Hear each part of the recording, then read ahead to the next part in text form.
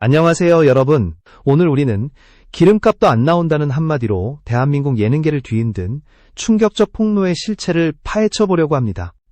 김연경조차 말을 잃게 만든 표승주의 발언은 단순한 불만이 아니었습니다. 촬영이 끝난 뒤에야 드러난 긴 합숙과 훈련의 현실, 그리고 그 대가로 돌아온 출연료가 최저시급에도 미치지 못했다는 사실은 많은 시청자들에게 깊은 충격을 남겼습니다. 땀이 터지고 멍이 들어도 버티며 경기를 준비했던 선수들에게 돌아온 건 감동이 아닌 계산기였고, 그 계산은 너무도 차갑게 느껴졌습니다. 그래서 사람들은 묻기 시작했습니다. 과연 이 감동의 가치를 정말 기름값 수준으로 평가해도 되는 걸까?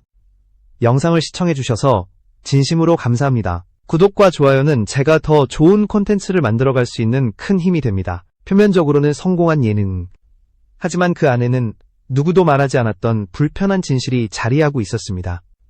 시즌 내내 몸을 던졌던 선수들 사이에서는 이미 공공연한 비밀이었고, 대중은 이 사실을 접하자마자 분노로 반응했습니다. 나 혼자 산다에 수천만 원씩 주면서 진짜 땀 흘리는 사람들에겐 기름값도 못 준다는 댓글은 단순한 비교가 아니라 방송국의 가치 판단을 향한 항의였습니다. 원더독스가 보여준 것은 그저 예능이 아니라 진짜 인생, 진짜 훈련, 진짜 경쟁이었기 때문입니다. 그렇다면 이 모든 구조는 어떻게 만들어졌고 왜 지금에서야 폭로되었을까요? 그리고 김영현 감독이 왜 시즌2를 논의하려면 출연료가 2배는 되어야 한다고 공개적으로 말했을까요? 이제 그 질문의 시작점에 서 있습니다. 다음 내용에서 우리는 이 논란의 뿌리를 더 깊이 들여다보게 될 것입니다. 이제 우리는 출연료 논란의 핵심, 즉 열정페이라는 말로는 감당되지 않는 구조적 문제를 정면으로 들여다봐야 합니다. 표면적으로 공개된 출연료는 약 50만 원 수준이라고 알려져 있지만 이는 단 하루 촬영 기준으로 산정된 금액일 뿐, 선수들이 실제로 쏟아부은 시간과 노동을 고려하면 결코 정당한 보상이라고 할 수 없습니다.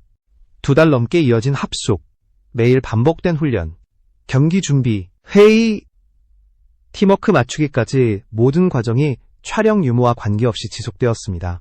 카메라가 꺼진 순간에도 선수들은 몸을 만들었고 멘탈을 다잡았으며 매일 컨디션을 체크해야 했습니다. 이처럼 눈에 보이지 않는 노동, 즉 보이지 않는 시간과 에너지는 공식적인 보상 구조에서 철저히 배제되었습니다. 그래서 많은 시청자들은 이 출연료를 교통비 실비 수준이라고 말했고, 실제 선수들 역시 기름값, 파스값, 식비를 제외하면 남는 게 없다고 털어놓았습니다. 이러한 현실은 편의점 아르바이트보다 못한 수준이라는 비판까지 불러왔습니다. 주 5일, 하루 4시간만 일해도 알바생이 더 벌 수 있다는 지적은 결코 과장이 아닙니다. 이 문제의 본질은 단순히 금액의 많고 적음에 있지 않습니다. 예능이라는 이름으로 포장된 구조 안에서 실질적인 노동이 지속적으로 평가절하되고 있다는 사실, 그리고 그 구조가 방송 제작 시스템 전반에 깊게 선수들은 단순히 예능 출연자가 아니라 실제로 몸을 던져 경기에 임하는 운동선수였고, 그들이 흘린 땀과 위험, 부상의 리스크는 일반 예능 출연과는 비교할 수 없는 무게를 가지고 있습니다. 그렇다면 이런 구조는 왜 고착화되었고 어떻게 시청자들조차 문제를 자각하지 못한 채 유지되어 왔을까요? 그 답은 한국 방송계에서 반복되어 온 열정페이의 관행, 그리고 컨텐츠 제작 과정에서 진짜 노동이 쉽게 가려지는 왜곡된 시선에 있습니다. 이 불균형한 구조는 어느 날 갑자기 생긴 것이 아니라 오랜 시간 동안 당연한 것처럼 굳어져 왔습니다. 이제 시청자들은 묻기 시작했습니다. 왜 감동을 만들어낸 주인공들은 정당한 보상을 받지 못하는가? 왜 진짜 훈련과 진짜 위험을 감수한 사람들에게 돌아가는 금액은 최저 수준인가? 그리고 왜 지금에서야 이 문제가 터져나온 것인가? 다음 파트에서는 이 질문의 흐름이 왜 나 혼자 산다로 이어졌는지 그 배경을 본격적으로 살펴보겠습니다. 이제 논란의 화살이 왜 갑자기 나 혼자 산다로 향했는지 그 배경을 살펴보겠습니다. 표승주의 한마디가 터지자 시청자들은 단순히 놀라거나 분노하는 데서 그치지 않았습니다. 그들의 반응에는 묵직한 상실감과 박탈감이 섞여 있었고, 그 감정의 방향은 자연스럽게 MBC의 기존 예능 구조로 향했습니다. 특히 나 혼자 산다와의 비교가 집중적으로 언급된 이유는 매우 명확합니다. 두 프로그램이 보여주는 노동의 무게가 근본적으로 다르기 때문입니다. 나 혼자 산다는 오랜 시간 인기를 유지해온 대표 예능으로 출연자들은 일상 공개 중심의 가벼운 포맷으로 참여합니다. 물론 그들 역시 카메라 앞에서 신경을 쓰고 준비를 합니다. 하지만 실제 경기, 부상 위험, 체력 소모, 집중 훈련이 요구되는 원더독스의 촬영과는 성격 자체가 전혀 다릅니다. 그런데도 시청자들은 충격적인 사실을 알게 됩니다. 상대적으로 편안한 포맷의 프로그램에는 수천만 원의 출연료가 지급되는데 실제로 땀을 흘리고 몸을 던지는 예능에서는 기름값도 안 나오는 수준의 보상이 주어졌다는 것. 이 비교는 단순한 금전적 차이가 아닙니다. 방송국이 무엇에 가치를 두는지, 어떤 노동을 더 높게 평가하는지에 대한 근본적인 도덕적 질문이었습니다. 그래서 댓글에는 이렇게 적혔습니다. 고기 구워 먹고 노는 예능엔 돈을 퍼주면서 진짜 훈련하는 사람한테는 기름값도 안 줬다고? 이 말은 단지 비난이 아니라 사회 전반에 퍼진 이중잣대에 대한 비판이었고 오랫동안 누적된 불평등한 인식의 폭발이었습니다. 열정페이라는 이름 아래 실제 노동의 가치는 수없이 낮게 책정되어 왔습니다. 운동선수들이 보여주는 땀과 훈련은 예능의 재미를 위해 소비되었지만 그 노동의 가치는 제대로 인정받은 적이 거의 없었습니다. 이는 단순한 예능의 문제가 아니라 한국 사회 전반에서 반복되는 구조적 문제이며 시청자들은 이번 사태를 통해 그 부조리를 다시 확인하게 되었습니다. 이 때문에 원더독스 출연료 논란은 단순한 금액 문제가 아니라 더 큰 사회적 질문을 상징하게 되었습니다. 왜 진짜 노동은 항상 가장 낮게 평가되는가? 그리고 왜 감동을 만드는 사람들보다 감동을 포장하는 사람들이 더 높은 보상을 받는가? 이런 질문들이 쌓인 끝에 나 혼자 산다는 비교 기준이 되었고 지금의 거센 비판이 향하게 된 것입니다. 이제 우리는 다음 문제로 넘어가야 합니다. 이 논란이 폭발한 순간 김연경은 어떤 선택을 했는가? 그리고 그녀가 던진 두 배는 줘야죠 라는 말이 왜 단순한 농담이 아니었는가? 다음 파트에서 김연경의 진짜 리더십과 그 발언의 정치적 의미를 깊이 분석해 보겠습니다. 표승주의 폭로가 공개된 직후 가장 먼저 분위기의 무게를 감지하고 움직인 사람은 김연경이었습니다. 회식 자리에서 그녀가 자연스럽게 던진 듯 보였던 한마디, 시즌2 하려면 출연료 2배는 줘야죠. 이 말은 단순한 농담으로 포장되었지만 그 자리에 있던 누구도 웃지 않았습니다. 그녀를 잘 아는 사람들은 알고 있습니다. 김연경은 절대로 가벼운 말을 던지는 사람이 아니라는 것을. 그 말은 사실상 제작진에게 던진 공개 메시지였고 동시에 선수들을 향한 명확한 약속이었습니다. 이 발언이 나온 시점은 매우 절묘했습니다. 표승주의 기름값도 안 나온다는 폭로가 화제가 되며 선수들의 처우 문제가 공론화되는 순간 김연경은 감독을 넘어 협상가의 역할을 자처했습니다. 그녀는 선수들이 직접 말하기 어려운 요구와 감정을 대신 짊어지고 제작 환경을 바꿔야 한다는 필요성을 단번에 드러냈습니다. 그래서 한 댓글은 이렇게 말했습니다. 김연경은 예능 게스트가 아니라 선수들의 노동조합 대표 같았다. 이 표현은 과장이 아닙니다. 그녀는 선수들의 가치를 지키기 위해 가장 먼저 목소리를 낸 사람이었습니다. 특히 주목해야 할 것은 그녀의 리더십 방식입니다. 과거 코트에서는 팀을 승리로 이끄는 공격수였지만 이번 예능에서는 선수들을 보호하는 방패가 되었습니다. 본인이 가진 영향력을 어디에 써야 하는지 누구보다 잘 알고 있었고 그 힘을 가장 약한 사람들을 위해 사용했습니다. 그녀의 말 뒤에는 단호한 조건이 숨겨져 있었습니다. 선수들의 가치가 바로잡히지 않는다면 그녀 역시 이 프로젝트를 계속할 이유가 없다는 메시지. 이는 단순한 출연료 협상이 아니라 시장의 구조를 정상화해달라는 강력한 요구였습니다. 그동안 무명 선수들은 자신의 이름값도 제대로 인정받지 못한 채 땀을 흘려야 했습니다. 하지만 김연경은 그 구조를 바꿀 수 있는 존재였고 그녀의 한마디는 제작진뿐 아니라 방송계 전체에 경고로 작용했습니다. 원더독스 논란은 결국 한순간에 끝날 문제가 아니라는 사실, 그리고 앞으로의 시즌에서 이런 구조를 반복할 수 없다는 사실을 명확하게 드러내준 사건이었습니다. 이제 시청자들도 알고 있습니다. 이 발언이 농담으로 들릴 수는 있지만 농담으로 끝나서는 안 된다는 것을.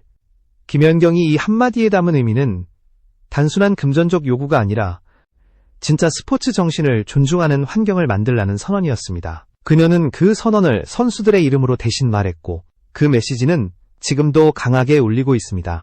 하지만 문제는 여기서 끝나지 않습니다. 김연경의 리더십이 드러난 순간 이제 공은 MBC로 넘어갔습니다. 시청자들은 묻기 시작했습니다. 그렇다면 방송국은 어떤 선택을 할 것인가? 다음 파트에서는 MBC가 마주한 딜레마와 가성비 예능이라는 단어의 달콤함이 어떻게 스스로를 위기로 몰아넣고 있는지 살펴보겠습니다. 이제 시선은 자연스럽게 MBC로 향합니다. 원더독스는 분명 성공한 예능이었습니다. 시청률 5.8%, 웨이브 예능 차트 1위, SNS 화제성까지 장악하며 단숨에 대박 콘텐츠로 자리 잡았습니다. 하지만 그 영광 뒤에는 출연자들의 보이지 않는 희생이 쌓여 있었고 그 희생은 단 한 번도 정당하게 보상받지 못했습니다. 문제는 바로 여기에 있습니다. 이 프로그램은 방송국 입장에서 보면 역대급 가성비 콘텐츠였습니다. 제작비는 최소화되고 출연료는 기존 예능에 비해 턱없이 낮게 책정되었으며 인력 규모도 간소화되었습니다. 그럼에도 결과는 초대박이었으니 방송국 입장에서는 이보다 더 달콤한 구조가 있을 수 없었습니다. 하지만 시청자들은 이미 눈치채고 있었습니다. 원더독스를 소비하는 이유가 단순한 재미 때문이 아니라는 것을. 그들의 시선은 이제 얼마나 웃겼는가가 아니라 그들의 땀이 존중받고 있는가에 초점이 맞춰졌습니다.